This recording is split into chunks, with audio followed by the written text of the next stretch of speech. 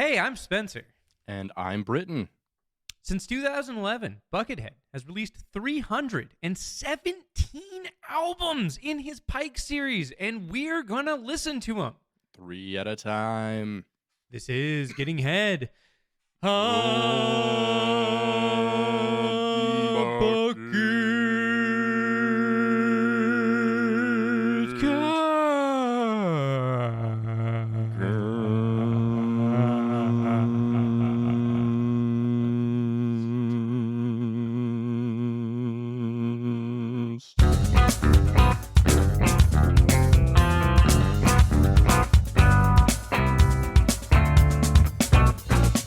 Welcome, cum sluts, big butts, king tuts, and Jabba the Hutts.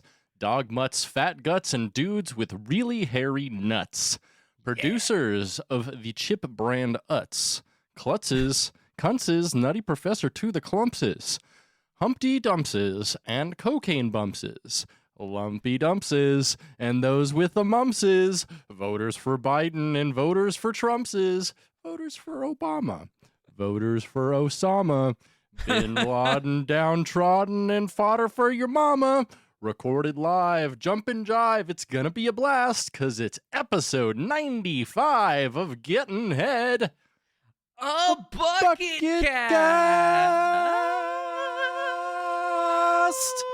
Oh my God! Wow, look at that. 95. We're here. 95, one of my favorite numbers. Windows 95. That was a big thing. I remember the first PC my family ever bought was running Windows 95. Well, okay. 75 so you were kind of a late megahertz. adopter then of the PC, or I guess you were around. You adopted it around the time I think the average American family did, Right. like around the Right. Windows 95 era. Because I remember like our first computer that I remember was like a DOS Commodore, I think. Nice. That's tight. Yeah, I remember like I had definitely used computers before that. And I had, in school, obviously, I'd use computers. And then friends also had computers that I had You always used. have like one computer friend, right? And they always have Definitely. glasses. They always have glasses. Oh, yeah. I mean, Every computer friend had glasses, right? yeah. I mean, that's Yeah. true. That's true. You got to have glasses if you were into computers in the 90s. Yeah. But yeah, we got our computer in 95. It was like right after the release of Windows 95. And our first PC was a 75 megahertz Packard Bell. 75 megahertz. 75 megahertz. Wow. Was okay, so at the time it was like, oh, that's cool, but it was literally outdated like within 6 months. Like within 6 months they were selling 133 megahertz computers at CompUSA. And we were imagine, like, what? so for some reason some things in computing have like, I forget the name of the curve, but there's some law of computing where it just like goes up kind of exponentially.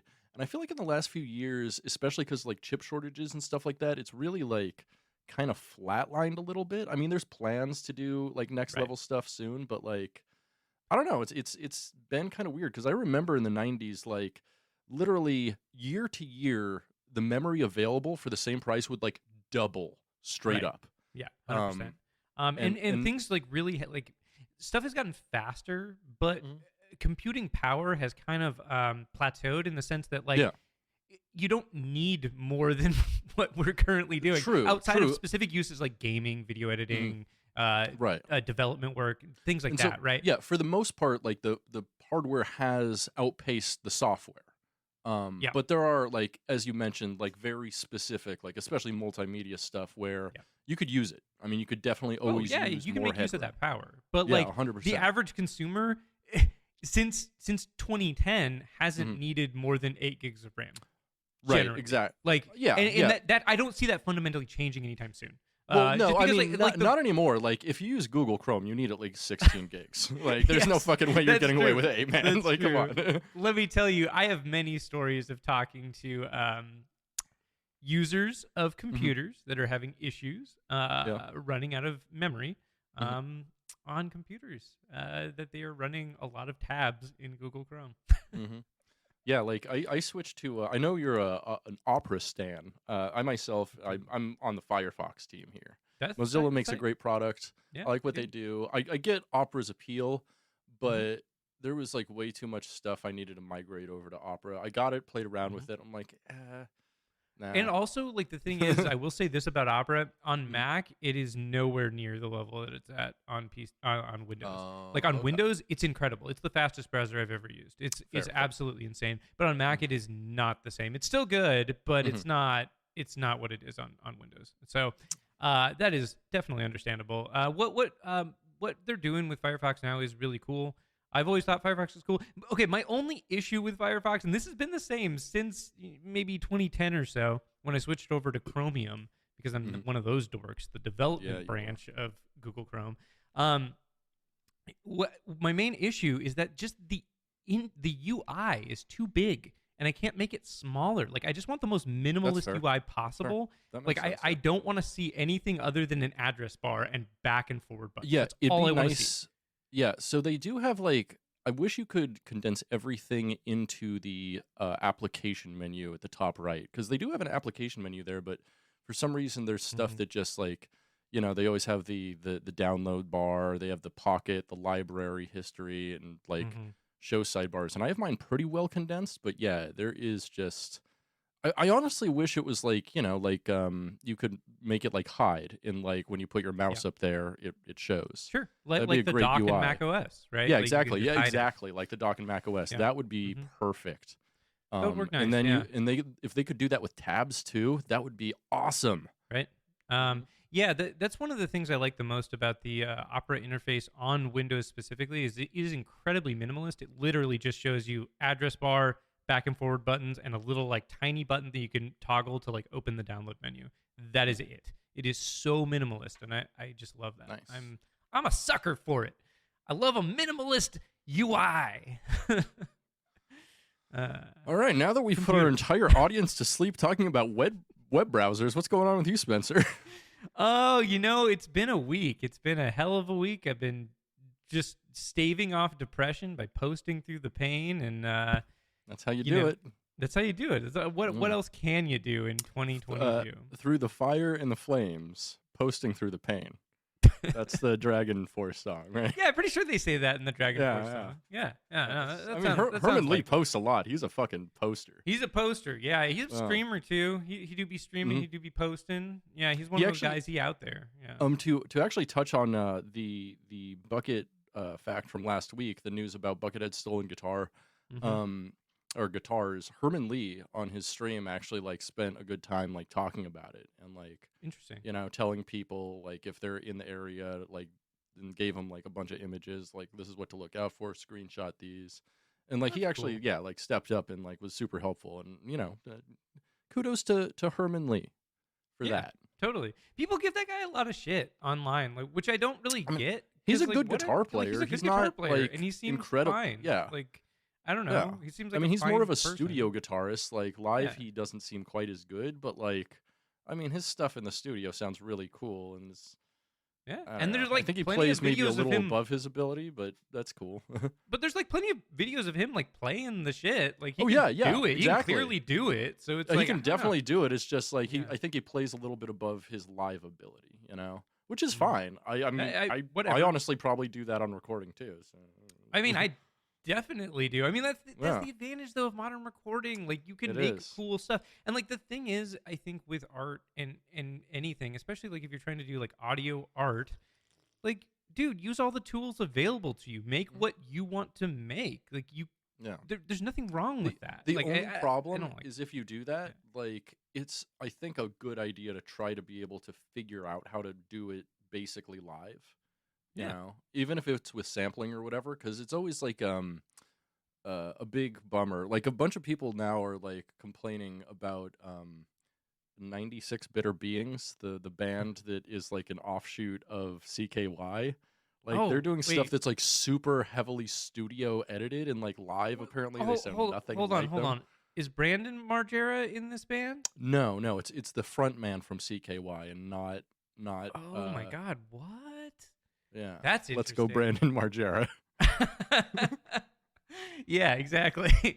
Wait, so that is wild. Okay, so it's fun. They just put out like 2 new singles. I think you should listen to them. Oh, whatever. I'm definitely gonna listen to them. Yeah, I always think it's fun when like bands break up and then they have like creative differences, so they start a new band that's just the name of their most popular song.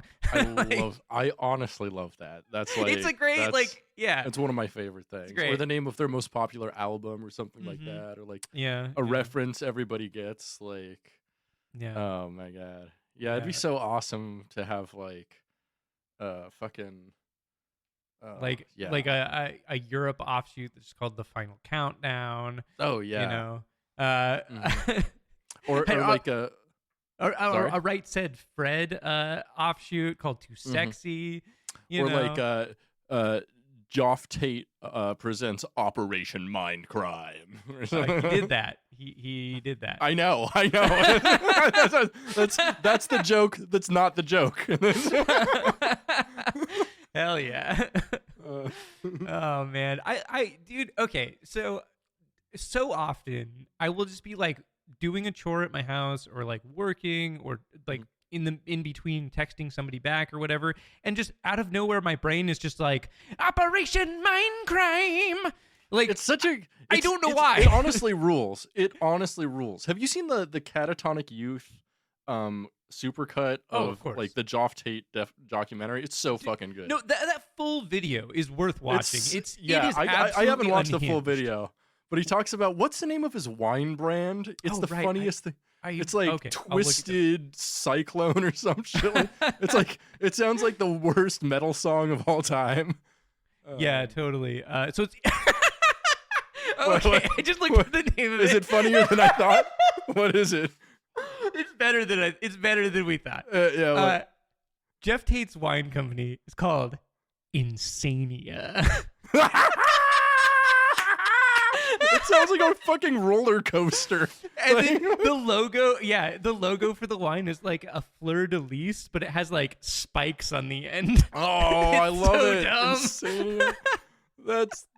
That's my favorite thing of all time. Oh, that's fucking beautiful. That's great. That video. So, like, if you're not familiar with the video, you don't know what we're talking about. There's a video of Geoff Tate, the ex-vocalist for Queensryche, who he's just like a like classic like middle-aged metal edgelord, and it's just incredible. It's him like riding motorcycles and wearing Oakleys and like talking about how he's so badass and he taps into like the primal and essential parts of our humanity to make he's like music. A UFC uncle. You know? Yes, yeah. He's like one of those dudes who like definitely got tribal tats in the early 2000s because was 1,000% a part of that trend. Just like, this is badass. This is what we need. I'm surprised Geoff Tate has not made new metal. In fact, well, I don't know if he has or not. I've never really listened to his 2000s output. You know what Geoff Tate kind of is he's an effeminized Kerry King. Oh my god. Yeah, he is. And he's a little more like cultured, I feel like. Just a little bit like effeminized. Like if you just like put feminine qualities onto Kerry King a little bit. Like if Kerry King lived in like a major metropolitan city instead of like wherever the fuck out of town he lives. Right. Like if Kerry King was from Seattle, he would be Geoff Tate, probably. Oh, well, with 1,000%. Geoff Tate's from Seattle, so it makes sense. Exactly. Yeah. Bellevue specifically, but you know. They are like Queensryche is a Bellevue metal band. I think we've actually had this discussion before. I think we have. If like they are quintessentially, if you said like what does Bellevue metal sound like, I would without hesitation say Queensryche is Bellevue metal. Yeah, like, Bellevue. That's all you have to know. Bellevue, for the unfamiliar, is a city that is like just outside of Seattle. It's very, very close, maybe like 10, 15 minutes away. Yeah. But like nowadays is not a place where bands play. It is not a place where like really anything of any culture happens. It's just a place with a giant mall and a bunch of commerce. Like a lot of companies are based there. They don't really have like any theaters or anything. No, it is literally a place for chain restaurants, chain stores, and companies, business, but only like upper middle class stuff, basically. Oh yeah, upper class and upper middle class. Yeah. I mean, upper middle class and above. Like, I mean, the like the Cheesecake Factory is like the lowest scale chain restaurant they have here. It's mostly like big steakhouses and big seafood places and shit like that. There's 1,000% a Ruth's Chris in there fucking is Bellevue. yeah. There's a bunch of steak. Morton's, I'm sure. All those. Totally. Yeah, I've always historically hated going to Bellevue. It's a terrible place, but it makes a lot of sense that Queensryche came from there. Yeah, it does. It does. There's something very like polished and very like I don't know, kind of like very pretentious like about our them. parents had money. Yeah, Vibes, definitely. You know, like we have this nice gear because like my dad works for Microsoft. That's one thing about Queensryche is like they always made cool like melodic music, but they never did anything really effectively when they tried to have like attitude. Oh, totally. Like, they're definitely not from the streets. They're from fucking Bellevue. Right. Like, and their first like output, like their early output, I think is awesome. Mm-hmm. It's like great like 80s US all power their 80s metal stuff is awesome. Yeah. Like, I mean, like, all of it. Totally. Like, I actually like all of it, but like, I specifically up to the like mid-90s, really. Yeah. I specifically like, I really even like their stuff. pop stuff, like Jet City Woman and shit like that. That shit rules, dude. Oh my god, they have a song called Jet City Woman. That was one of their biggest hits. Very Seattle. Jet City Woman, just another million miles and I'll be there. I'm sorry, Brit. I didn't grow up with a Bellevue dad. Sorry, I'm into Queensryche dad, but I said Bellevue dad, which I guess is the same thing. He's really not a Bellevue. He's a very weird Alaskan dad. Yeah, he is, but he's definitely a Queensryche dad. He is definitely a former guest of the show. My dad. Yeah, sir. Yeah. Queensryche dad. Yeah, definitely a Queensryche dad. You're not wrong. One of my favorite stories of yours is your dad getting into stabbing westward, which I think is hilarious. My brother brought that up the other day. How he trapped my brother in the car and made him listen to Stabbing Westward real loud. So good. And he's like, check this out. It's so dark or some shit. I don't know. So speaking of Stabbing Westward and so dark, I think it's time for Goth News. Yeah, it is. Beneath the weeping moon, it's Goth News. Goth News. Goth News for cool dudes. This week it was announced that proto-goth royalty Danny Elfman will be releasing a star-studded cover album of his 2021 album Big Mess. It's going to be titled Bigger.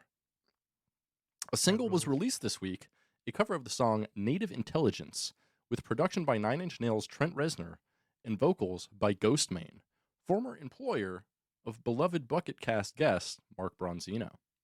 Dude, Elfman is such a fucking king. Like, dude is like, he only has gotten better with age. He's an interesting cat. Dude, the album is also slated to have covers by Iggy Pop, Health, Zach Hill of Death Grips, and Square Pusher, among others. Fucking rocks, dude. Right? The album is slated for Q4 2022 and is available for pre-order now. Dude, so moving on in Goth news. In Goth obituaries this week, we lost two important figures in the Goth community. Mm-hmm. Neil Castles, best known as a NASCAR driver, and Buddy Arrington, best known also as a NASCAR driver. What are we doing here? What is going on? Neil Castles, proto-goth, also known as Soapy, drove in NASCAR from 1957 to 1976, and afterwards became a Hollywood stunt driver and later just driver, chauffeuring for such projects as goth classics The Hunger Games, Homeland, and the greatest goth movie of all time, Shallow Hal. He passed at 87 this week. Buddy Arrington. You got me there. Buddy Arrington was a Winston Cup driver sponsored by the cigarette brand Winston, which is very goth. That's pretty goth. In NASCAR from 1963 to 1988. He had 560 races in his career and won 0 of them. It's very goth to lose so much. I mean, how do you stay employed for that long if you're just like terrible? Like I don't know. I don't know. He passed at 84 this week. Thanks for your service to the darkness, Neil Castles and Buddy Arrington. And may you find your way to the great Goth racetrack in the sky. Most importantly, stay dead. And finally, in Goth news, this week, notable Goth and pizza patriarch Papa John Schnatter was interviewed at the Conservative Political Action Conference in Dallas, Texas, where he's scheduled to speak. Speaking with Right Side Broadcasting Network, Schnatter said of his former company, Papa John's, quote, "We built the whole company on conservative values. That's what I'm saying. If you run your life on principles, you're truthful and factual, and you have win-win mutual respect, and you're thoughtful and considerate, you're going to win."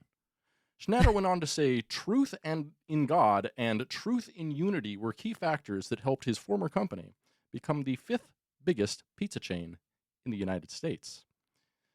Schnatter stepped down as CEO of Papa John's in 2018 after he blamed declining sales on football players protesting the treatment of black people in America, causing their stock to fall 30%.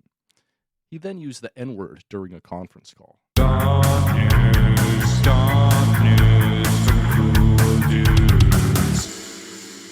Oh wow, what a Goth news! We really went Covered for it. the whole spectrum.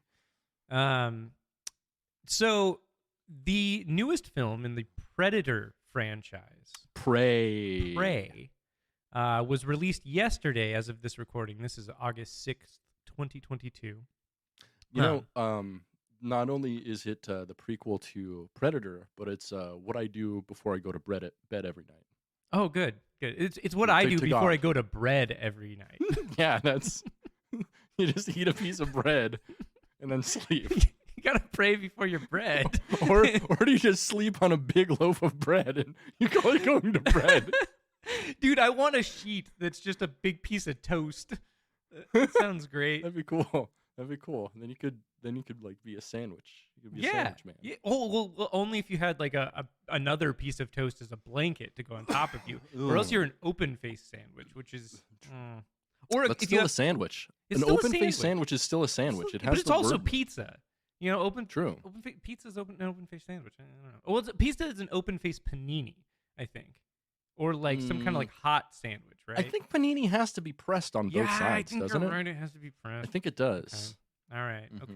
All right. Well, we'll return to that. Okay. So the newest film, Prey. Right. I watched it last night. What do you call a panini after you turn it off? You call it a panino. I don't know. That's a binary joke. Yeah, I get it. Yep. I'm non-binary, but I still made that joke. That's good. You should write a joke with that as the punchline. That's good. Yeah. A better joke. Write a better joke with that as the Shut up. That was a good one. So I watched this last night. I typically I am you know me. I'm terrible about watching movies or staying up on culture. I'm a very uncultured swine. I would tell the police that, yes. yes, exactly. But a friend of mine was like, "Hey, you want to watch this online? You want to watch this on the internet when it comes out on Friday?" And I was like, "Yeah, sure. All right, whatever." So, a friend and I watched it, and I actually really liked it. It's really good. I think it's pretty rad. Good ratings. Yeah, it's pretty good. Couple of interesting things about it though that I want to talk about. This is why I'm talking about it here and not in recommendations. So, two things. Firstly, they saved the good special effects for the end, and the first half of the movie has some rough special effects. Okay. There's some scenes where you're like, God damn, they really did not have the budget to pull this off. But the movie, I can like that. It can be fun. It can be well done. Yeah. No, the movie's still really well done. I think that everything that was within their control, they handled really, really well, and they pull it off. It's still really enjoyable. I still really liked it. But there's some rough special effects. But the most important thing about the film, and the reason I'm bringing it up to you, is that, Brit, there is an in-depth sinking scene in this film. Oh, baby. Wet and Messy is back, motherfucker. #WAM. Wet and Messy is back. Do we need to bring back Cool Shrek for another bonus episode about sinking? Dude, we might need to. We might need to find some people that get horny because of the scene. Because as you likely know, our protagonist, our hero in this film, is a young woman a young Native American woman. And did you say as we know? Because I didn't know that. I thought I said as you may know, but it's okay. possible that I didn't. But our protagonist is a young Native American woman. I would say probably in her early to mid 20s is what I would guess. But I don't know. It's not specifically stated. That said, there's a scene in which she sinks into like a mud pit / bog of sorts and has to like struggle to get herself out of the pit. It is like so what I mean, is it mud or is it like peat? Or it looks like both, like a mixture of mud and peat. Mud and peat. Interesting. Okay. Yeah. The Adventures of Mud and like Peat. that covers a lot of the spectrum, because I mean, as we saw from that poll, like peat is one of the top things there, and mud is also one of the top things. Quicksand is actually like pretty far down on the list of things people like to watch people sink into. So that's gonna make a lot of boners. Brit, it's gonna make a lot of boners, my friend. Brit, while watching this scene, I kid you not, it was so like it hit all of the beats of all of the sinking stuff that we talked about, like all of the sinking fantasies that all those people would be posting about on that. It hits those beats so perfectly. I suspect that director Dan Trachtenberg might be a sinker. He's a sinky boy? He might be. He might be a sinky boy. Okay, he might be a sinky boy. I don't know. It's sus. It's sus a little. But nothing sus about that. Don't kink shame. I ain't kink shaming. I'm just saying it makes me suspect. It makes me sus that he may be a sinker. Which I think is interesting. We love to see sinking come back into the mainstream. Maybe this will inspire other sinking scenes in films, and this will keep, because the last time we talked about sinking, we were talking about how maybe the fetish is dying, and this is proof that maybe it is not, or maybe this is going to inspire the next generation of sinkers. Sink Trek, the next generation. Yes. Sink Trek, the next pit. Yeah, I don't know.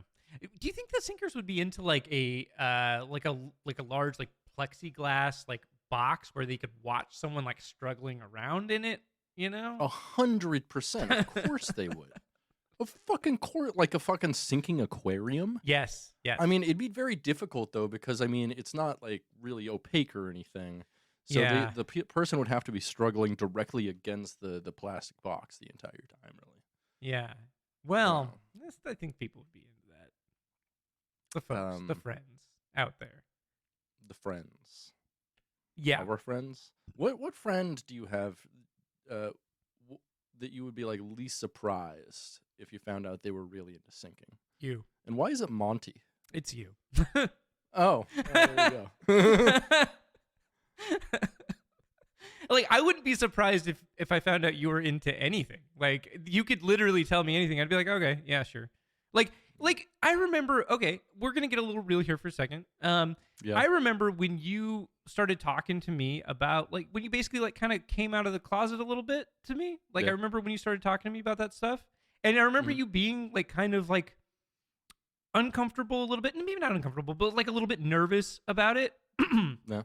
Or, like, that's just the energy that you gave out to me. Because we've been friends for a really long time.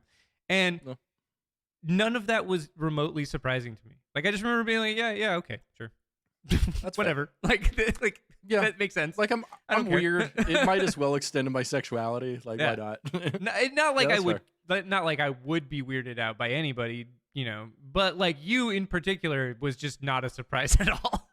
That's fair. I represent that. Yeah, I know you do. You do. It's part of your brand. So, it is. It's important to acknowledge. That said, that's basically what I've been up to. Being depressed, watching Predator prequels, being a Predator. Being a Predator fan. Excuse me? Being a Predator fan. What's your favorite? What Predator are you the biggest fan of? For Jared me, it's Fogle. R. Kelly, probably. Or Jared Fogle. Jared Fondle. No, I'm not a fan of Jared Fogle. But what do you think it's going to be like when he gets released from prison in 8 years? 8 or 9. I think it's 8 or 9 years he gets out of prison. Something like that. You think he's going to get a Twitter? Oh, God, I hope so. God, I want to the cyberbully roast Jared people, Fogle. Yeah, the roast people would do on Jared would be fucking incredible. Yeah, they really They would roast him like a foot-long sub, baby. Yeah. No, they'd toast him like a foot long sub. Like you can do for true. free at Subway. They would eat him like a 6-inch sub. I think he would like that. Yeah, he would. What have you been up to? What have you been doing? I don't know, hanging out, jerking off. Yeah. Is it fucking still super hot in Seattle? It's medium. It's like in the 80s, so like tons of Nice. people have been at the pool. So maintaining a really nice pool takes some effort. You got to do so some that's chemistry, right? Like you got to Oh, test yeah. the water. And I watched like this 2-hour video on like pool chemistry and stuff, and then I like read this manual, and it's like it's fairly complex. Thankfully, they actually made this cool like little plastic wheel thing that's like 3 different plastic things stacked on top of each other. Okay, I've seen those. Yeah, and can you explain to me how those work? I could, but it's gonna take me like 2 hours, dude. Like I can. Okay. So Okay. Broad basically, terms. Broad terms. in the broad strokes. So let me try to like teach it. Okay, so it's basically you Broad have Strokes to adjust. is my favorite Fat Guy Strokes cover band. Sorry, go ahead. Okay, so balancing a pool really comes down to 2 things, like how much like sanitizer you have in there, and I use chlorine, and then the pH of it. And as long as those 2 things are balanced, it's mostly fine. But there's also things like calcium hardness you have to check for, Right. And other like trace minerals and things like that, and things you can balance and things you can take out, things you can't take out, things you have to filter out, and like acidity and like like the chlorine balance, how much active chlorine is there versus inactive chlorine. And basically the wheel is you just you test all of the chemicals, and then you adjust the wheel, and it tells you exactly what you need to put in there based on the parameters. So Neat. it's it's a cool thing. I never use the wheel just because like I kind of just do the head math and it all works out. So Nice. Yeah. Nice. Until some kids start like burning themselves in the pool or something. And then I'm like, hey, it says there we have no liability. Perfect. Yep. No liability. That's Like- the way to Like live. we have no liability for items lost or stolen. That includes your skin, kid. That's true. That's Yeah. true. Love to Yeah, see you it. lost your skin, oopsie daisy. No liability, baby. That's what those Jewish doctors say after they circumcise you. Their mouth's a little too full of dick, isn't it? Oh. They still- Speaking of mouthful of dick, I think it's time for a Yeah. bucket fact. Yeah, I think you're right. Go for it. Let her rip.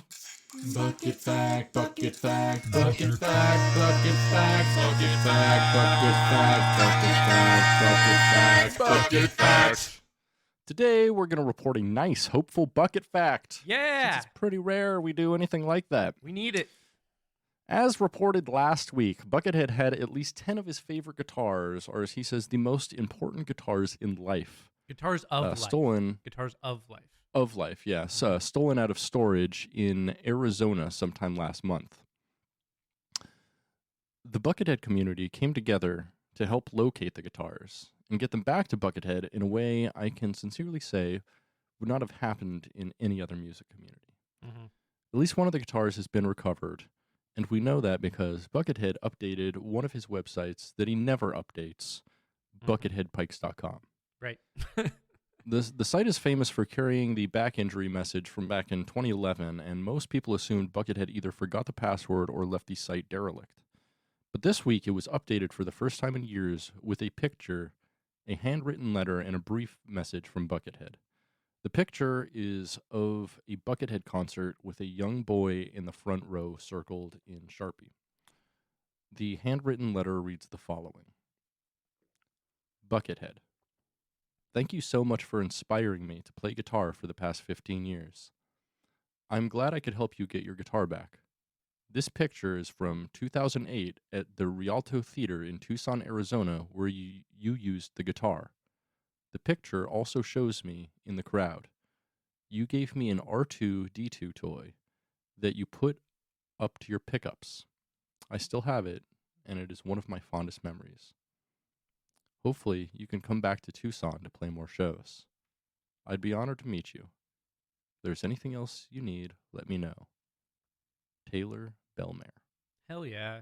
I saw this posted off of the Facebook page, the quote-unquote official Buckethead Facebook page. So, he apparently bought the guitar off of the guy that bought it at the flea market and sent it to him. So, it's really a lot. So, Buckethead has a short note after the letter reading, I want to thank Taylor for helping to return this guitar to me. So many tears with so many emotions. I'm moved beyond. This guitar is very dear to me. This letter is even more. There's so much good in the world. Thank you, Taylor. I love him. I think he's the entire the sweetest man. Yeah, I know. Yeah, he's a very pure person. We make a lot of jokes. Obviously, we make a lot of ribald jokes, I guess I would say. But but we love Bucket. We really do. Pure person. So he seems like such a great dude, and he just really only puts out positive energy into the world, which is great. Yeah, we love that. I think the entire Buckethead community thanks Taylor. Hell yeah, we do. I too am moved beyond words.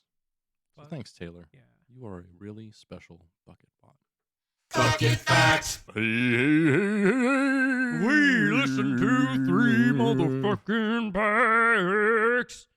We did. Yeah, we did. Pike 283, Pike 284, and Pike 287. Yeah, we should probably explain that.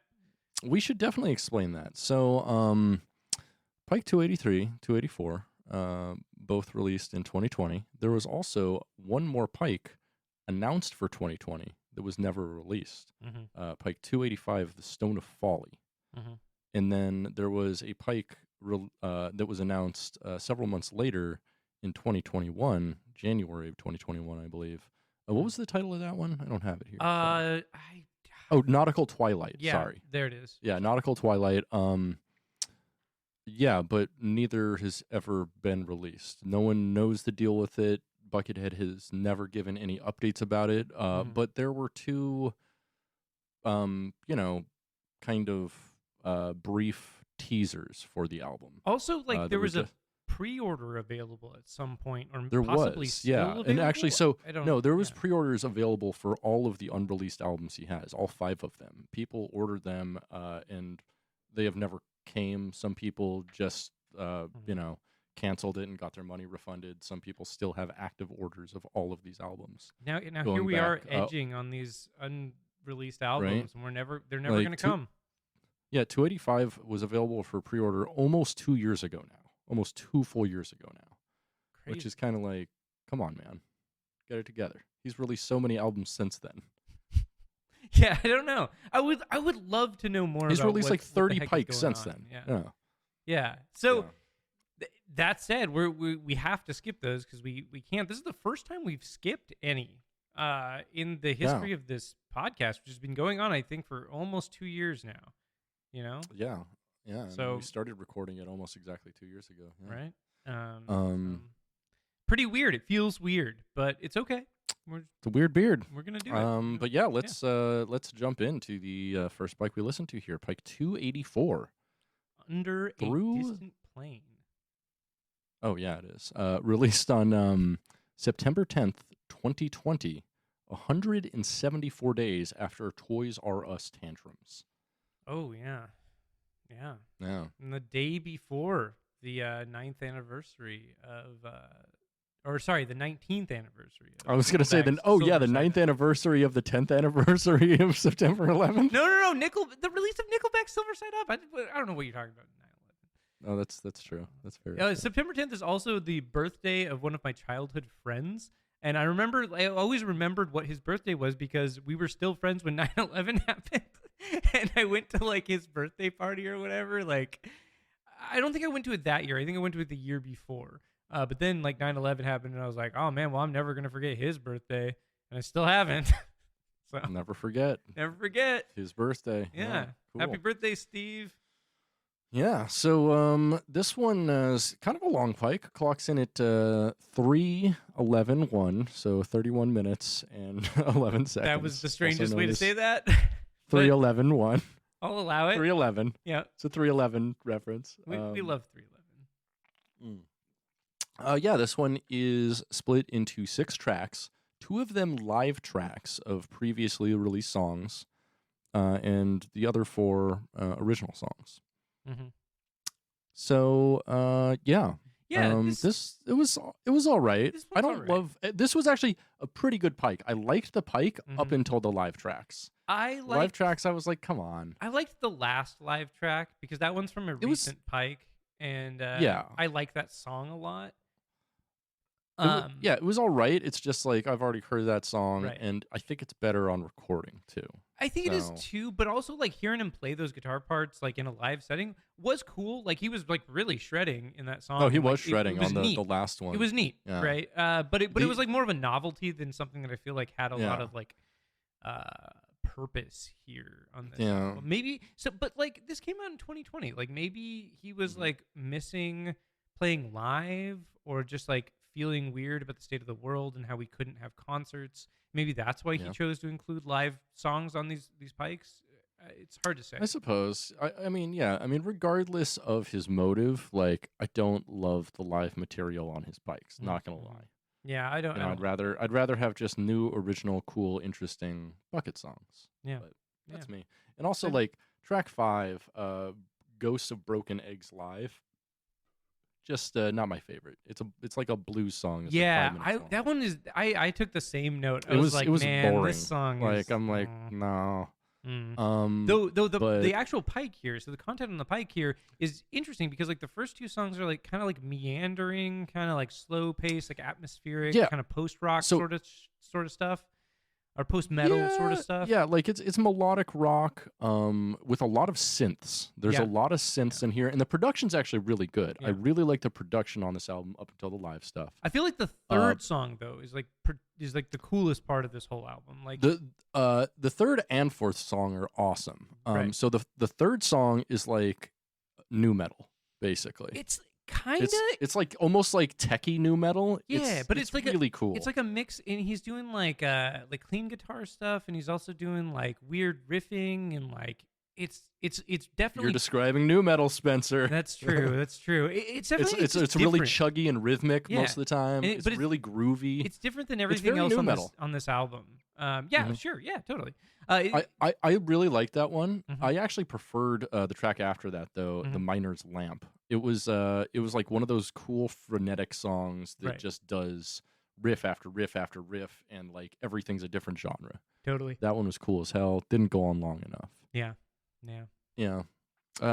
First 2 tracks though, the first track, Once Upon a Distant Plain, the titular track, was just like really slow space rock. No solos. And I actually don't think there were really any solos on any of the 3 pikes this week except for the live tracks. Oh, yeah. Which is kind of strange. No, I mean, there were some solos in the last pike that we listened to. Was there? Yeah. There's a big epic solo at the end of that really long song. On the 24-minute song. Yeah, I guess you're right. It's kind of a lead, though. He does some shredding at the end. But like you're right, it is mostly a lead until the last that fucking song, like I just spaced out on that after a while. I think I just like stopped taking notes after 20 minutes or so it might have happened right after that. We'll get to that. We'll get to that. But this one is okay. I feel like I feel like it's inconsistent. It doesn't have a direction as an album is the problem. Right. Like it feels like kind of 3 different albums, like 3 different EPs. I like the second one the best, which is tracks 3 and 4. And then the last one's like a little live EP, and the first one is just like, I don't know, fucking post-rocky. It's fine. It's just fine, like a little too atmospheric. I wish he would do, change it up. A little too repetitive too. Yeah. Okay, what's an example of a circumstance or a thing that you have attended or been to, or a situation you've been in that you would describe as too atmospheric? Too atmospheric. to give you some time to think about that, actually, I know exactly what it is. Go for it. I think you might have been there.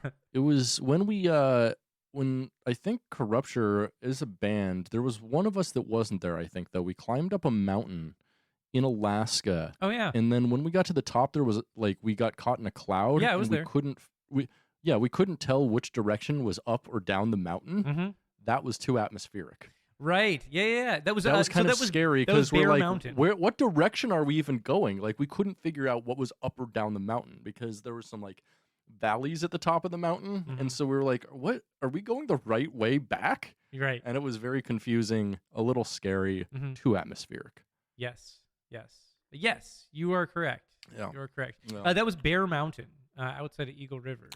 In Alaska. Yeah, and I remember that. That was super fun. That was a fun day. There's a few pictures of us from that I still have, actually. Cool. I think, is that the time we jerked off on the top of the mountain? That is the time we jerked off on the top of the mountain. Oh my God, I forgot about that. Holy shit. We jerked off on the top of a mountain. Dude, I forgot entirely that we did that. That was the dumbest we shit. Jerked off on the top of a mountain. So, okay, correct me if I'm remind me if I'm remembering this correctly. So my memory of this is that we were like 18, 19, kind of around there. Mm-hmm. We climb up this mountain. Chris was us, and he was like 24 or something. Yeah, something like that. He was the oldest member of the band with the youngest girlfriend in the band. I don't think he was there though. I think he was the one that was. He was because he was the only one that came. I don't think he was there. I thought it was me, you, Justin, Scott. And what's his name? Clint. I think Chris was there. I don't think Chris was there. But I don't know. I don't remember. I'm pretty sure Chris was the only one who came. Maybe it was Justin. I'm not sure.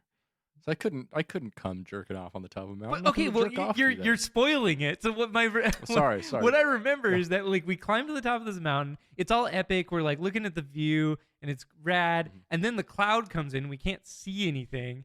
And then we start smoking weed up there because obviously that's what you do. And then it had to have been you that was like, let's all go jerk off on the mountain. Sounds like me. Yeah. And then so we all split up and go separate directions. And because the cloud is so thick, we couldn't see each other. We couldn't see anything. And so we all tried to jerk off on top of the mountain. And I don't remember how well that went. On top of the mountain. That's amazing. There was only one of us. I remember there's only one of us that actually came, and I remember it being Chris, but maybe it was Justin. Maybe it was me. I feel like it was me. I don't think you came, Spenser. I don't think you came, dog. Oh wow! Thanks for that. I don't think you came on the hike, brah. All right. I was definitely there on the hike.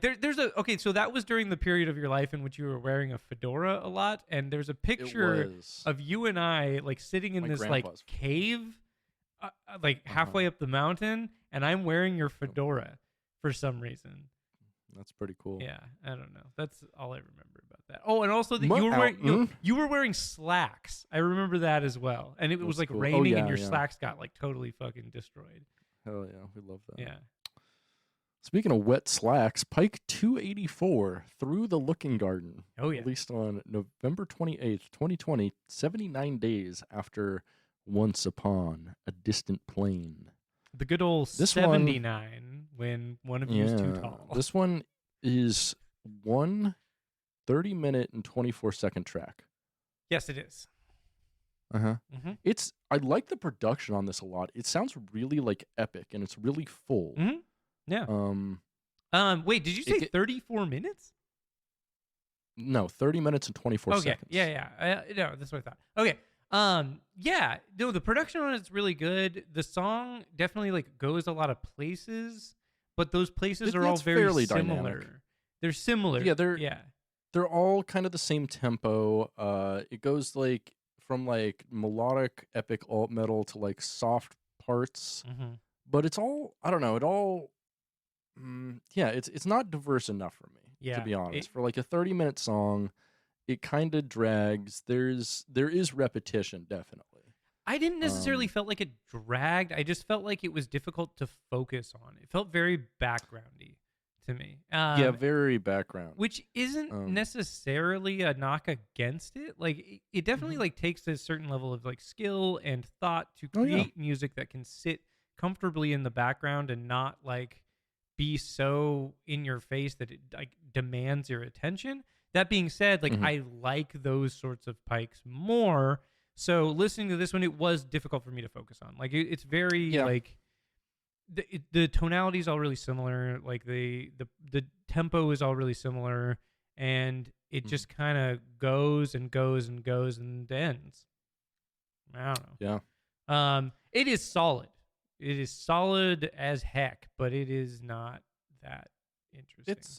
It's well executed. It's just like what he's trying to execute doesn't totally interest me, I guess. Yeah, the only execution that interests me is Saddam Hussein. True. For me, it's Brandon. Brandon Margera? In a video game. What? In a video game. Brandon Margera? In a video game. Why do you want to? Why do you want to execute Brandon Margera? It's because he's not part of 96 Quite Bitter Beings. Yes. Yeah, he's the one holdout. You know. Yeah. Preventing CKY. By the way, who is Brandon Margera? Who is Brandon Margera? What? Who is Brandon Margera? This Brandon Margera you're talking about that you mentioned earlier. Because his brother's name is Jess. Oh. Why do I keep thinking his name is Brandon? I keep that. Everything's coming up Brandon for you. You just say, "Let's go, Brandon," way too much. No, it's because of Brandon DiCamillo. That's who I'm thinking of. Okay. What the fuck? Because because he's tangentially related to CKY and whatnot. So. Yeah, he was in Narkill, right? And I think Jess Margera, you poisoned me. Fuck you, Jess Margera. I think he played for Narkill. I want to say yes. So I believe that is the connection. Brandon DiCamillo played for Narkill. Jess Margera also played for Narkill. Jess Margera is in CKY. Jess Margera is not in 96 Quite Bitter Beings. True. I still support. Let's go, Brandon Margera, though. Just to let you know. It doesn't make sense, though. Doesn't matter. Still support it. All right. Okay. Yeah. Same. Let's go, Brandon DiCamillo. Okay. No, I was going to say that's the name of the episode, but all of our episodes are coming up Brandon. I'm not going to name it. I think. Yeah, we gotta tone down the Brandon. We're gonna get like censored on the internet or something. So yeah, what's the speaking of Through the Looking Garden, what's the biggest garden you've ever been in? Oh, fuck, man. I've been to a few botanical gardens. Botanical gardens. I've been to a couple. There's one in Pennsylvania that's real big. There's also the Arboretum in Seattle. I guess that's technically a tree garden. I mean, there's like other plants there. It's not just trees. I mean, there's the Japanese garden that's a specific garden, but like the Arboretum is like, I don't know. I think that's more of a park that's a park. Yeah. That's park. Yeah. That's more of a park. It's a garden park, but that's okay. It's okay. We don't have to count it. A parkin or a gark? Gark for sure. Gark. Yeah. Let's get garked, dude. You know what's great is when people call like trail mix gorp. You heard that? I hate that fucking much. Apparently that's like an East Coast thing because I'd never heard of it before. And like my brother went to the East Coast and he's like, "You ever heard of gorp?" And I'm like, "Oh, that word sounds bad to my ears. What does it mean?" And he's like, "Good old raisins and peanuts." And I killed myself. Yep. I killed myself right then. You're talking to my ghost right now. Yeah. You gotta let go, Spenser. I killed myself. It wasn't my fault. Years ago. It wasn't my fault. It was Brandon's fault, Spenser. It's always Brandon's fault. Yeah. So. Joe Biden is the exact type of guy who would call it gorp. He is. He really is. Joe Brandon. That's true. Let's go gorp. Bro Jandon. Yeah. Let's go gorp. Let's gorp Brandon. God damn it! I want that to be the name of the episode too. Yeah. Stop it. Let's. Yeah. Okay. Yeah. We got to come up with. Chill on the Brandon jokes. Okay. They're too good. No more Brandon jokes. More CKY jokes. CKY jelly. That's the name of the episode. That's the name of the episode. There you go. Got it. Boom. headshot. Right, killed it. 360 no All scope. Pike 287 Electrum. Released on February 28th, 2021. The first Pike, technically, of 2021. But as we said before, there was one announced in 2021 that, in January that hasn't been released yet. So this one was released 92 days after the last released Pike, Through the Looking Garden. Those are 92 quite bitter days, let me tell you. That's true. Yeah. And this one comes at 29 and 22 quite bitter minutes. Yeah. So this one, the first song, we already talked about it a little bit, is a 24-minute song.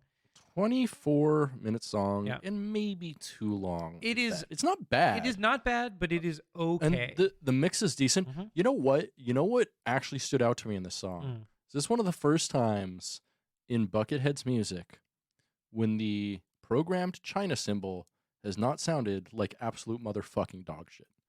Must have gotten some news. He uses a lot of China cymbal on here, and it's like pretty well panned. It doesn't sound like a trash can lid. It actually sounds like a huge splash almost in a way, which is kind of how I think China should sound a little more. That's a bold take. See, I want China to sound the most trash can as possible.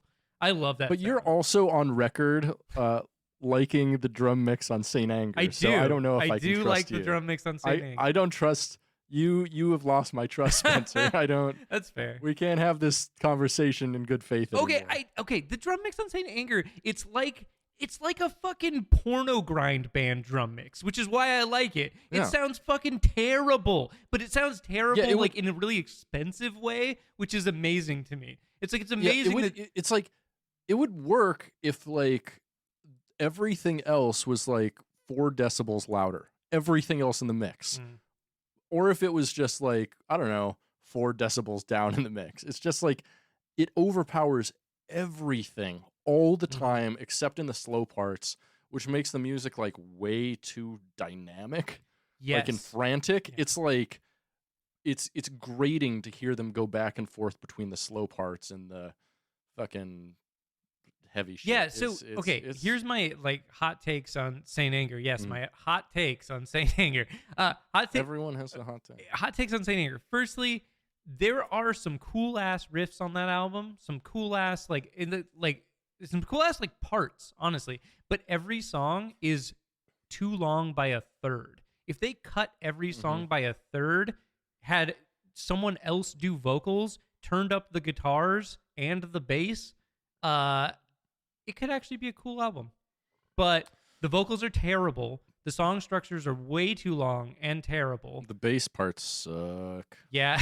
Yeah, they do. Bass parts really suck, dude. Yeah, dude. The guitar solos also. There's not really any guitar solos, so never mind. No, I was gonna say the guitar solos aren't great, but there's not a lot of those, so they're fine. They can stay. But yeah, that album is a mess. I love that it exists though. It's something that we can all point to. It is an unfortunate yet interesting wart on the penis of the metal community. Yeah. Speaking of warts on penises, you ever had genital warts? Not on me. By had them, do you mean like eaten them? No. No. I don't think anyone wanted to hear you say that. I don't think anyone wanted to hear that. I didn't want to hear it. So, I didn't want to think it, but now here we are. Yeah. We're all thinking it now. Yeah. You're welcome. So Electrum, Pike 287. First song, super long, just pretty much melodic alt metal. Oh yeah, I guess I did right. There is a solo on here. Yep.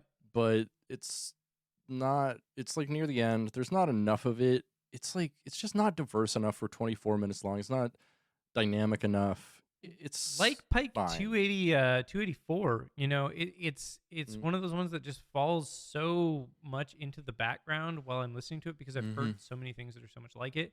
And again, like I'm not being too critical about this. Like I'm still grateful that hey, you know, Buckethead's put out all this music. You know, it's all this stuff for us to listen to and talk about, and it's great.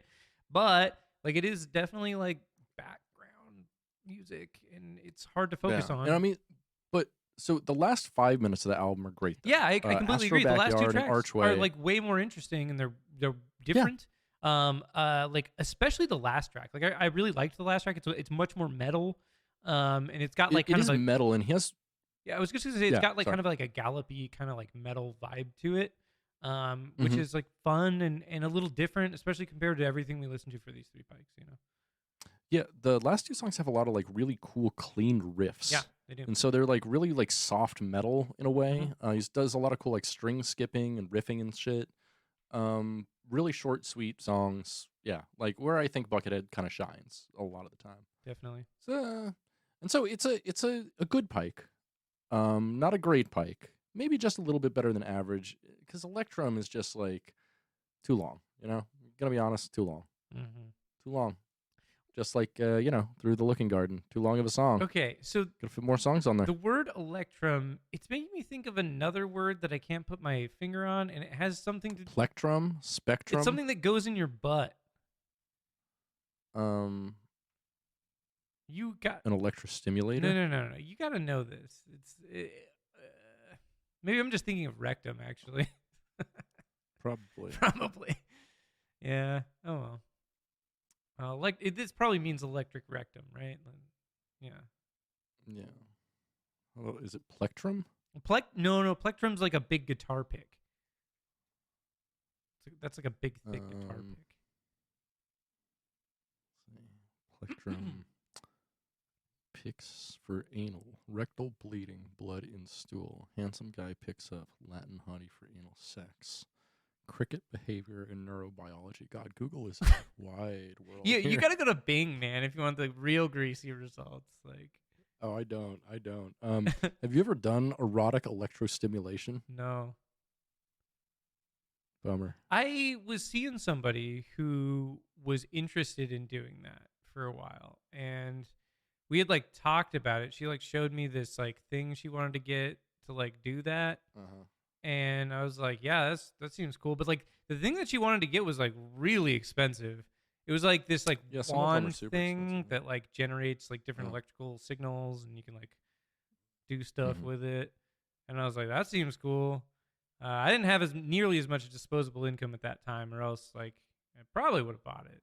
If it was now, I'd be like, yeah, sure, whatever. Let's buy the weird, you know, ball zapper thing or whatever, you know. Yeah. For me, it's a lot cheaper to, you know, just buy a taser and shoot their clit with a taser. Zap, zap, zap. Call that a Frank Zappa, you know what I'm saying? Yeah. Because Frank Zappa was weird. Oh. Probably did Frank weird sexual Zappa stuff. had to have done some of the weirdest sex stuff. Absolutely. Yeah. Absolutely. Yeah. That motherfucker probably played shows with butt plugs in and shit. Like, you know what? Yeah, he seems like a butt plug guy. You're not wrong. I have never even thought about this. Dude, you like know, that is what I first think of. I'm like, he is definitely Captain Beefheart doesn't really seem like an anal trainer. Frank Zappa though. Definitely an anal trainer. What artists would you be least surprised if they had butt plugs in for like their entire careers? Wow, that's a broad question. I mean, least surprised? I mean, besides like obviously like George Michael, is, of course. Sure. Of course. Yeah. Dang, honestly, tough to say. Like Frank Zappa is the one that like really jumps out to me. You know, okay. Maybe Steve Vai. Yeah. Steve Vai, I could see that. Maybe. I mean, he played with Frank Zappa, you know, so there's that lineage there. I could see it. Do you think everyone that played with Frank Zappa, like you know, Carmen Apiece, like he might have been doing that kind of thing? What do you think they got up to on the fucking tour bus, man? Like smoking cigarettes? I don't know. Do you think they just had like a fucking bowl full of butt plugs and like, take one and pass it along, everybody. We don't fucking smoke weed here, so we're gonna anal train as a band. Yeah, we just smoke cigarettes and stick stuff in our ass, dude. Yeah, we're gonna fucking practice music and practice gaping, everybody. Hell yeah. Until we get to Chicago. Like, what? Why? Hell yeah. Oh, John Popper, for sure. Oh, yeah, he pops one in his butt. He does. Yeah, for sure. Yeah. For sure. John Popper's definitely into weird butt stuff, for sure. Mm-hmm. I don't know what exactly he's into, but Joe Satriani is also into weird stuff. I think that Joe Satriani... Why are you just going after, like, guitar shredders, man? Bro, they're the weirdest people. Like... Spenser, you're a guitar shredder. I know. I can speak from experience. Do you have a butt plug in right now, Spenser? Not right now. Okay. I would never contaminate the sanctity of the Bucketcast with such perversions. I would. I know, but that's like we established. It's in your brand. It's not in my brand to do that. So not yet, anyways. Well, I'll let you know when I decide to take a pivot into that. You know. When you do a brand reorganization and start anal training. Let's go brand or reorganization. Let's go brand muffin. Yeah, well, I mean, you got to get that fiber in if you're doing that butt stuff, you know. You actually do. Most people don't even think about that, but like you absolutely must get a lot of fiber in order to do butt stuff, especially if you're going with a big dick, because it reaches in there and it can pick up all types of stuff, you know. If you're wanting to do anal stuff, no one asked for this. If you're wanting to do anal stuff, I would definitely recommend getting, for most showers, you can like get an attachment where it's like an anal douche attachment, and just like go to Amazon and look up anal douche shower attachment. I hope Buckethead never listens to our podcast. You don't think he's into butt stuff? I don't presume to judge. I don't presume to judge. Why would you judge? You don't. As I said earlier, we don't kink shame on this. That's true. Podcast. I guess I don't presume to presume. Okay, because it'd be cool if Buckethead, if you're listening and you're into butt stuff, that rules, brother. I'm into butt stuff. We know. That means on brand. That means we're a kindred spirit. If you're not, that's cool too. You know, I'm cool with whatever floats your boat and gets you off, brother. I hope you come hard. I'm cool Buckethead, with whatever gapes your ass, brother. Yeah, brother. Like whatever makes you bust. Busting makes us feel good as people, and so I want that to happen for you. Mm-hmm. You know, radical empathy when it comes to busting. Yeah, correct. Radical empathy when it comes to busting. Indeed. Well, so we also, because we could not listen to the two missing Pikes this week, or the one missing Pike, and we had to listen to Pike 287, we listened to the previews, the two preview songs for Pikes 285 and 286. So I think we should just touch on those briefly before we move on. Yeah, let me pull these up because I actually don't have the information on them. So the first one was Stone of Folly, which was like 2.5 minutes long, I think, something like that. And it fucking rocks. It is the coolest thing we've listened to. Yeah, no, this week. it's a banger. Yeah, it's it goes sick. Pretty hard. I'm really excited for Pike 285 when it does release because it sounds like a very Jeopardy backwards sort of vibe. Yes. Like it sounds chaotic and insane, and I want to listen. Yeah, it's very, very metal and not like super melodic. No, just like chaotic. The other one, Nautical Twilight, was pretty melodic, but yeah, Stone of Folly. Looking forward to that one, and I actually listened to it because this was the first one I think that was announced after we started doing the podcast, because when we started doing the podcast there was only 284 Pikes. Oh right. Yeah. Right. And so I don't have when this one was announced. Maybe it's on the thing here. But yeah. Is it on here? Are we ever gonna listen to the remixed ones, by the way? Remixed ones? What? Yeah, he remixed several of his Pikes back like last year or 2 years ago. I don't remember that at all. There's so much Pike information that has gone into my brain and then left my brain. Yeah, we talked about doing it. I'm sure we did. My brain is bad. Why can I not find this now? Is it the one that's just under preview? Is that right? Mm-hmm. I found them on YouTube. Oh, they were on YouTube. Yeah. Interesting, because I found them earlier on Buckethead Bandcamp. Mm-hmm. But okay. If you just type Pike 285 into YouTube, I think it's like the first or second. Yeah, video. yeah. Okay, I found it. Yeah. Yeah. Nautical Twilight is that one. Yeah, Nautical Twilight. That one was about 3 minutes long. That's the. Oh shoot. Mhm. A lot more. Melodic, Dude, Windham Hill as very, fuck. Very Windham Hill. It actually very sounds fucking, tight. Like I want to listen to that one too. Yeah. Like, both of these sound great. Yeah. Like, because I feel like he hasn't done like a nylon string thing in a while. I mean, time wise, Yeah. like he was doing a lot of nylon string stuff like 10 or 20 Pikes ago, but that in terms of time where we are now is like 2 or 3 years ago. right. And so, and because I listened to a bunch of the previews of the ones he's released since we've been doing the podcast, and I don't think I've heard anything else that's like especially acoustic Mhm. or like nylon string. So I'm looking forward to that one too if it ever releases. Yeah. Same. Yeah, I actually don't have a question for these. Yeah. Me either. But they are cool. They are interesting. I'm excited to hear both of them. Yeah. Honestly, those two previews I thought were a lot more interesting than the other Pikes we listened to in terms of like stuff that I'm. They were more interested in. promising, but who knows? Who knows? Like they could, because there was like that one song in Once Upon a Distant Plain, or the two songs, tracks 3 and 4, Mhm. that were total outliers on the That album, is and true. like 5 minutes worth of material that were, I think, far and above the rest of the content on the album. So I would agree. who I would knows? agree. Who knows? Such is life. Cool. Well, that was the Pikes for the That's week. the Pikes. All right, my friend. Are you ready to go on a journey with me? Where are we going? Into the bucket void. Statements from the bucket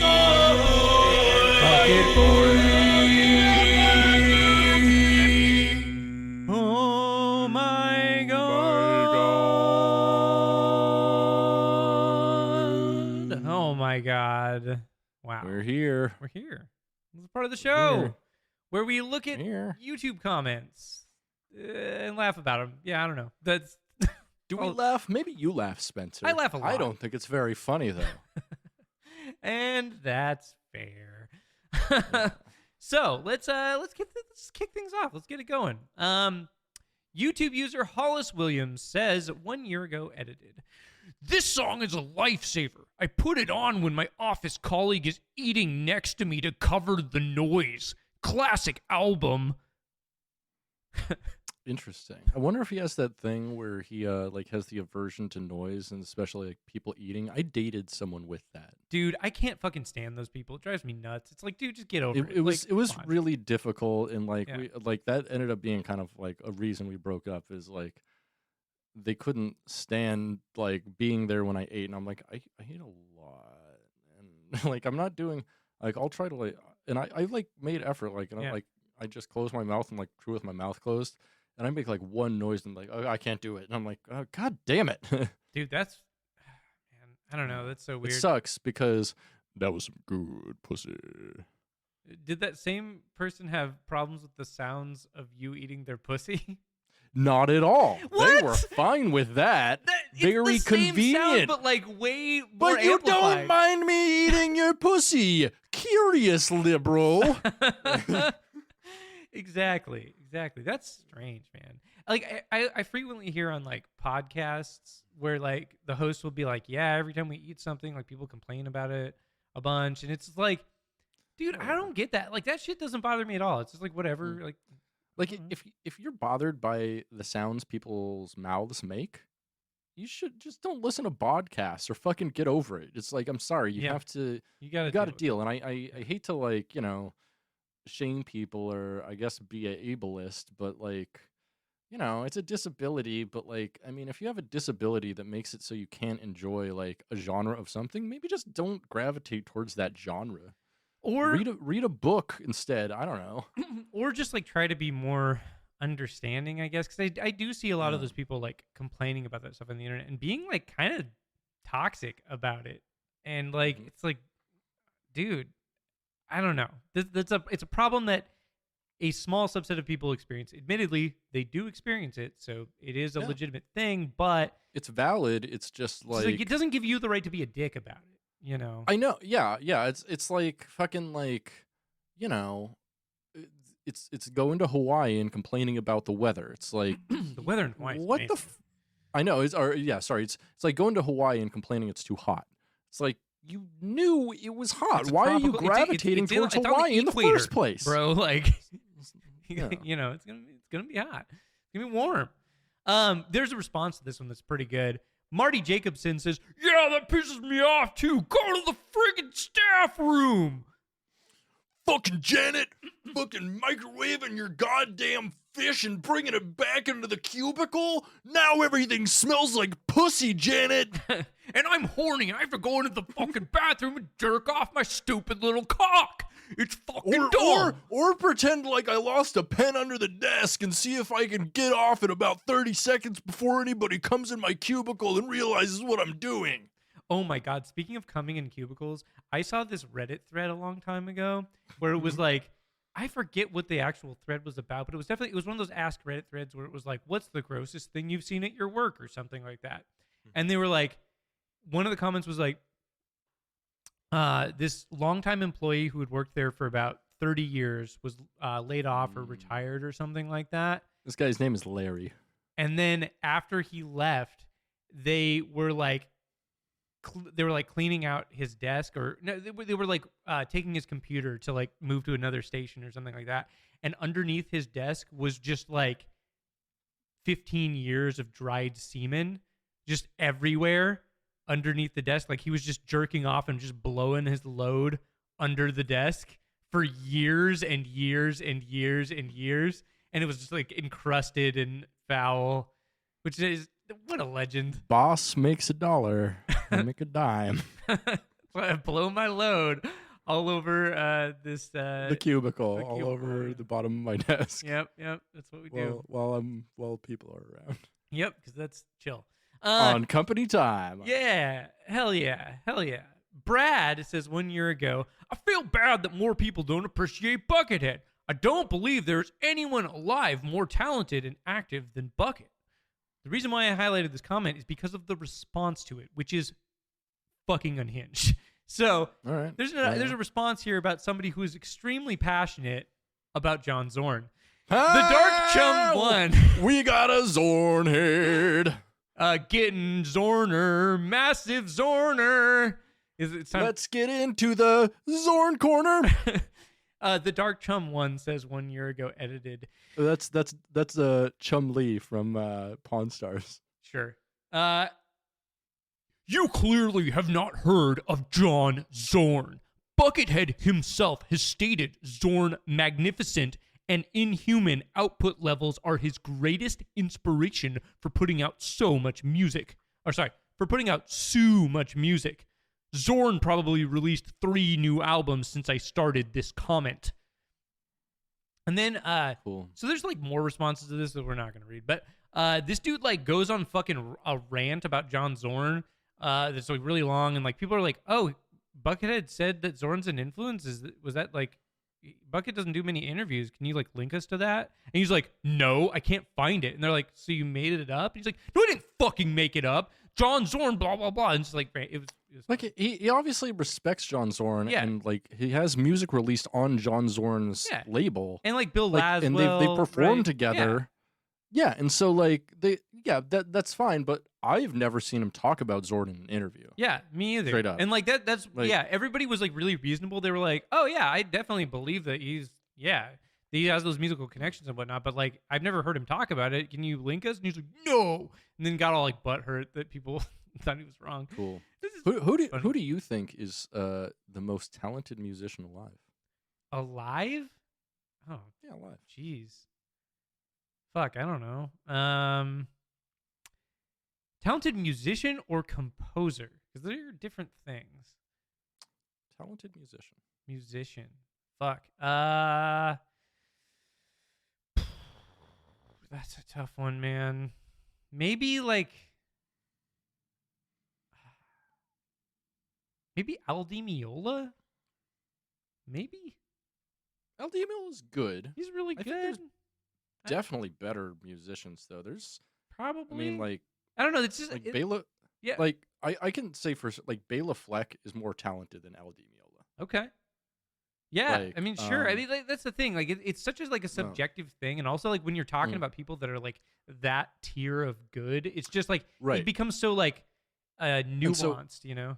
Right, and so I'm actually I have an actual answer for this, because a lot of I watch a lot of musician interviews and stuff, and one name when this question is asked keeps on coming up with multiple people.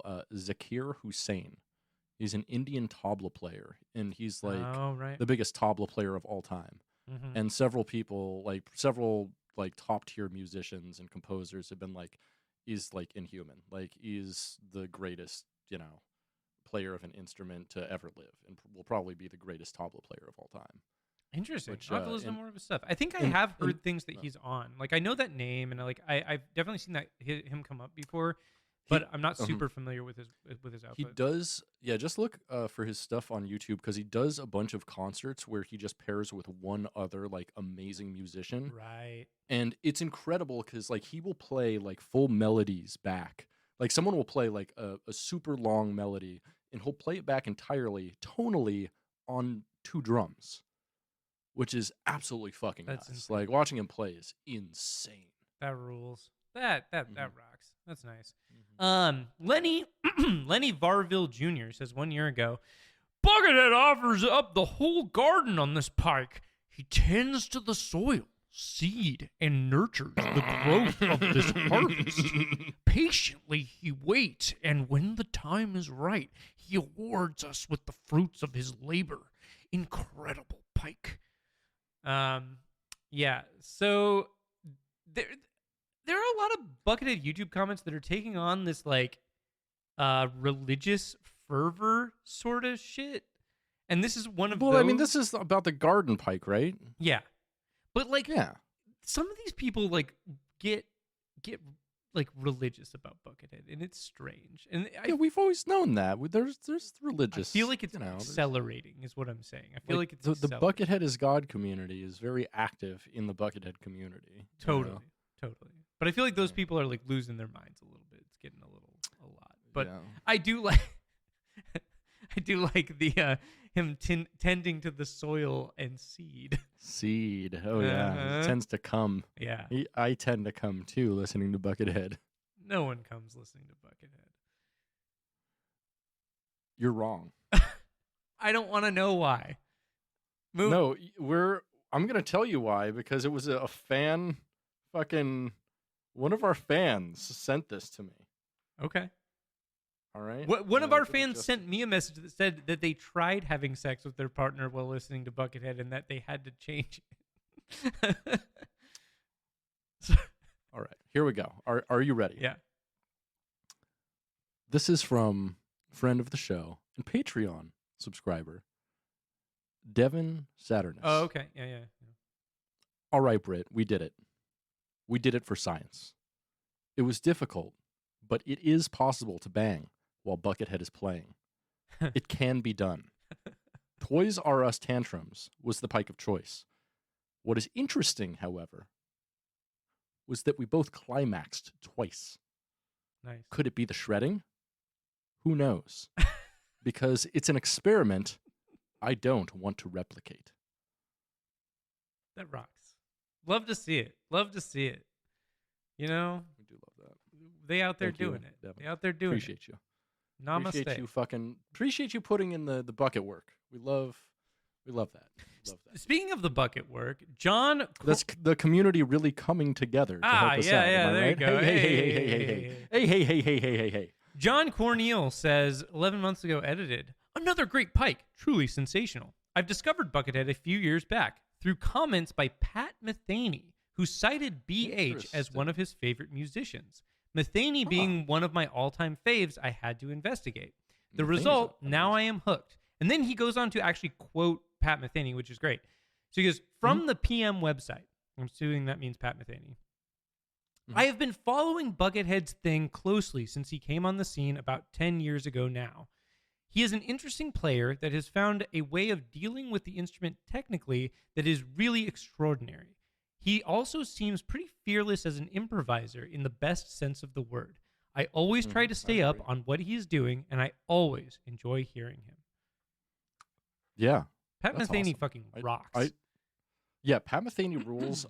If you haven't heard Pat Metheny before, obviously he's got a great fucking Bright Size Life. Bright Size Life is really good. I would honestly recommend the album Machine, in which he creates an entire machine out of acoustic instruments. Are you talking about Orchestrion?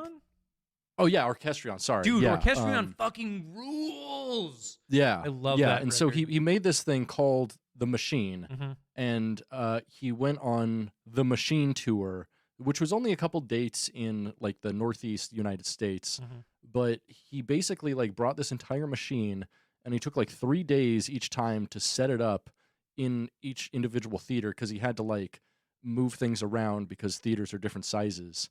And he plays an entire concert with this live acoustic band that is just a big elaborate machine. It is an insane and looking it's fucking thing. Like crazy. like we're not doing it justice in describing how fucking insane it looks. Like it is like so a giant wall of like instruments with like and strings and robotic a lot of mallets non-instruments hitting too them and things. It's like Yeah.